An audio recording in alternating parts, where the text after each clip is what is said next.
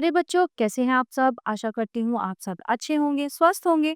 स्वागत है आपका इस कक्षा में। आइए आज हम पढ़ते हैं हिंदी व्याकरण का पाठ टी, शब्द तथा वाक्य विचार। स अ र अ क अ म उ र अ ग आ ग अ ण अ ए श अ।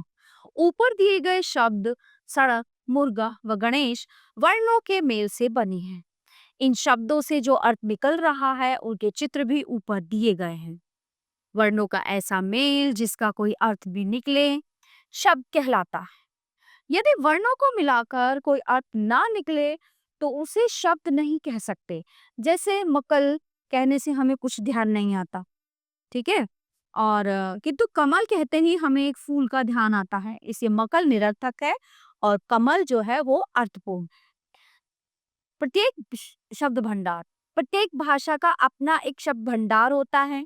ये उन सभी शब्दों का संग्रह होता है जो उस भाषा में शामिल होते हैं। तो किसी भाषा में जितने शब्द प्रयोग किए जाते हैं उनको उस भाषा का शब्द भंडार कहते हैं।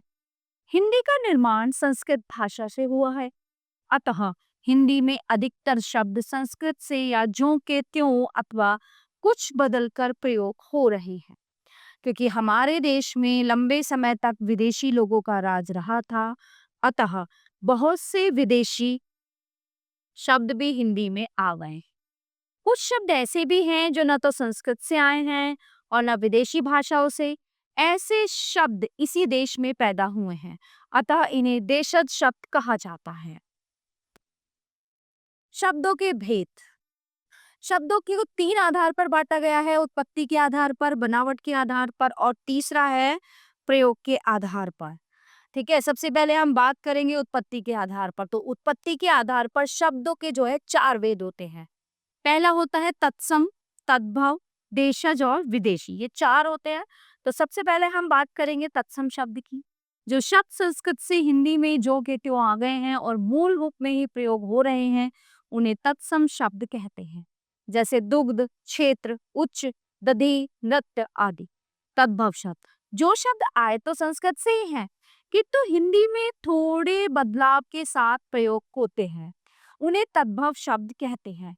जैसे दूध, दुग्ध से, खेत, क्षेत्र से, ऊंचा, उच्च से, दधी, दही, दधी से और नाच, नृत्य से आदि। देशज शब्द, जो शब्द देश में बोले जाने वाली विभिन्न बोलियों से हिंदी भाषा में आए हैं उन्हें देशज शब्द कहते हैं। जैसे चाट, पापड़, किलकारी आदि। विदेशी शब्द, जो शब्द विदेशी भाषाओं से हिंदी में आए हैं उन्हें विदेशी शब्द कहते हैं। जैसे दलीचा, मजदूर, सिनेमा, मिजाज आदि। दूसरा आता है बनावट के आधार पर। बनावट के आधार पर शब्दों के तीन भेद होते हैं। रूढ़ शब्द, ऐसे शब्द जिन्हें यदि तोड़ा जाए तो उनका कोई अर्थ नहीं निकलता किंतु रूढ़ शब्द कहलाते हैं। जैसे घोड़ा, जूता, बालक, बिस्तर आदि। यौगिक शब्द, योग का अर्थ होता है चीजों को जोड़ना, है ना, किसी शब्द को। तो जो शब्द दो शब्दों को मिलाकर बनते हैं उन्हें यौगिक शब्द कहते हैं। यदि इन्हें तोड़ा जाए तो प्रत्येक का अपना अर्थ होता है। जैसे पाठशाला, राजकमल, ताजमहल, सिनेमा घर आदि।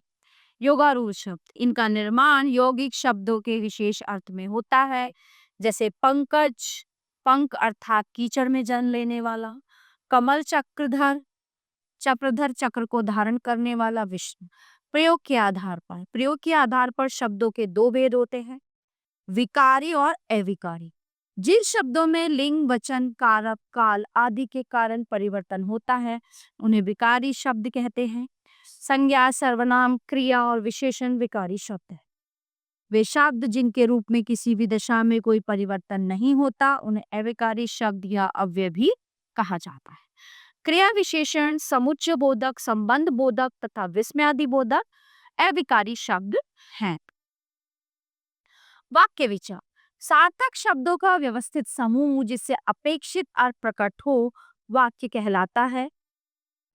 जैसे विजय खेल रहा है, बालिका नाच रही है, ये कितना सुंदर उपवन है। उपवन मतलब बगीचा, गार्डन। वाक्य के तत्व, वाक्य के दो अनिवार्य तत्व होते हैं: उद्देश्य और विधेय। ठीक है, अब उद्देश्य वाक्य में जिसके विषय में कुछ कहा जाता है उसे उद्देश्य कहते हैं। विधेय वाक्य में उद्देश्य के बारे में जो कहा जाता है उसे विधेय कहते हैं। उदाहरण के लिए मोहन प्रयाग में रहता है, इसमें उद्देश्य है, मोहन और विधेय है प्रयाग में रहता है। वाक्य के भेद दो प्रकार से किए जा सकते हैं। अर्थ के आधार पर वाक्य के भेद, रचना के आधार पर वाक्य के भेद। अर्थ के आधार पर वाक्य के भेद। अर्थ के आधार पर 7 प्रकार के वाक्य होते हैं। विधानवाचक वाक्य, निषेधवाचक वाक्य, प्रश्नवाचक वाक्य, विस्मयादिबोधक वाक्य, आज्ञावाचक वाक्य, इच्छावाचक वाक्य और संदेहवाचक वाक्य। सबसे पहले हम बात करेंगे विधानवाचक वाक्य की। वे वाक्य जिनसे किसी प्रकार की जानकारी प्राप्त होती है विधानवाचक वाक्य कहलाते हैं। उदाहरण, भारत एक देश है। राम के पिता का नाम दशरथ था, दशरथ अयोध्या के राजा थे। निषेधवाचक वाक्य, जिन वाक्यों से कार्य न होने का भाव प्रकट होता है उन्हें निषेधवाचक वाक्य कहते हैं।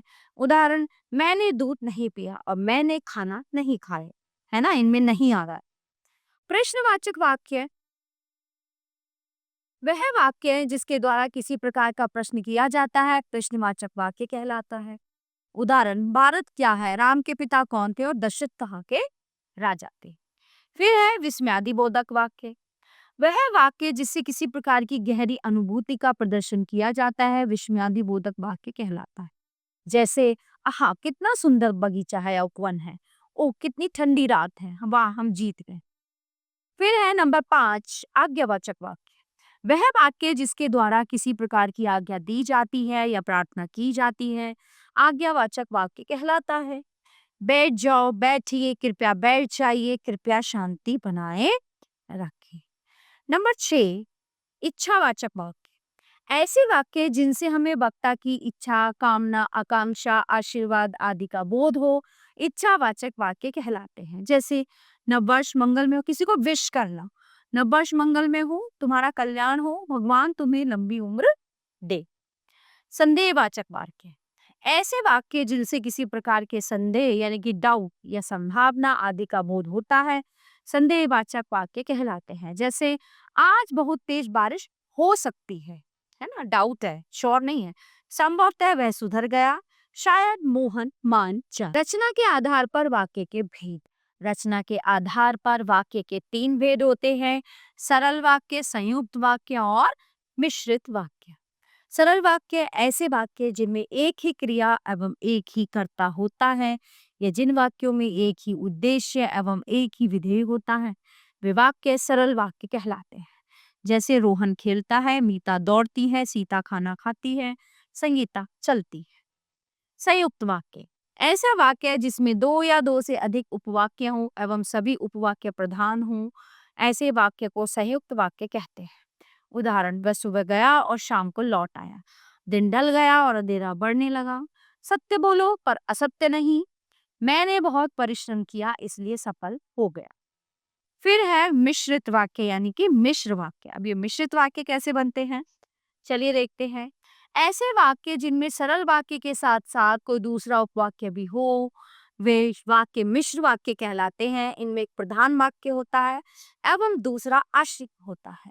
उदाहरण, जो लड़का कमरे में बैठा है वो मेरा भाई है, यदि परिश्रम करोगे तो उत्तीर्ण हो जाओगे, मैं जानता हूं कि तुम्हारे अक्षर अच्छे नहीं बनते। वाक्य परिवर्तन, किसी वाक्य को दूसरे प्रकार के वाक्य में बिना अर्थ बदले परिवर्तित करने की प्रक्रिया को वाक्य परिवर्तन कहते हैं। हम चाहें तो एक सरल वाक्य को मिश्र या संयुक्त वाक्य में बदल सकते हैं, लेकिन ऐसा करते हुए ध्यान रहे कि किसी भी वाक्य को भिन्न भिन्न प्रकार के वाक्यों में परिवर्तित करते हुए उनके मूल अर्थ में विकार नहीं आना चाहिए। सरल वाक्य से मिश्र वाक्य बनाना, अच्छे लड़के परिश्रमी होते हैं। ठीक है, अब हम इसको मिश्र में कैसे बनाएंगे, जो लड़के अच्छे होते हैं वे परिश्रमी होते हैं। लोकप्रिय कवि का सम्मान सभी करते हैं, जो कवि लोकप्रिय होता है उसका सम्मान सभी करते हैं। सरल वाक्य से संयुक्त वाक्य बनाना, अस्वस्थ रहने के कारण वो परीक्षा में सफल न हो सका, वह अस्वस्थ था इसलिए परीक्षा में सफल न हो सका। ठीक है, सूर्योदय होने पर कुहासा जाता रहा, सूर्योदय हुआ और कुहासा जाता रहा। गरीब को लूटने के अतिरिक्त उसने उसकी हत्या भी कर दी, उसने न केवल गरीब को लूटा बल्कि उसकी हत्या भी कर दी। मिश्र वाक्य से सरल वाक्य, उसने कहा कि मैं निर्दोष हूं, उसने अपने को निर्दोष घोषित किया। मुझे बताओ कि तुम्हारा जन्म कब और कहाँ हुआ था। तुम मुझे अपने जन्म का समय और स्थान बताओ।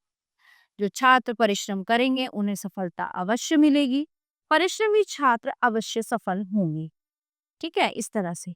तो आइए देखिए, इस पाठ में हमने क्या जाना। वर्णों का ऐसा मेल जिसका कोई अर्थ भी निकले शब्द कहलाता है। किसी भाषा में प्रयुक्त होने वाले सभी शब्दों को उसका शब्द भंडार कहते हैं। उत्पत्ति के आधार पर शब्द 4 प्रकार के होते हैं: तत्सम, तद्भव, देशज और विदेशी। बनावट के आधार पर शब्द 3 प्रकार के होते हैं: रूढ़, यौगिक और योगारूढ़। प्रयोग के आधार पर शब्दों के 2 भेद होते हैं: विकारी और अविकारी। वाक्य के 2 अनिवार्य तत्व या अंग होते हैं: उद्देश्य और विधेय। अर्थ के आधार पर वाक्य के 7 भेद होते हैं: विधानवाचक, निषेधवाचक, प्रश्नवाचक, विस्मयादिबोधक, आज्ञावाचक, इच्छावाचक और संदेहवाचक। रचना के आधार पर वाक्य के 3 भेद होते हैं: सरल, संयुक्त और मिश्रित। तो प्यारे बच्चों, ये पाठ यहीं पे समाप्त होता है। आशा करती हूँ आपको अच्छे से समझ आया होगा। मिलते हैं अगली कक्षा में। धन्यवाद।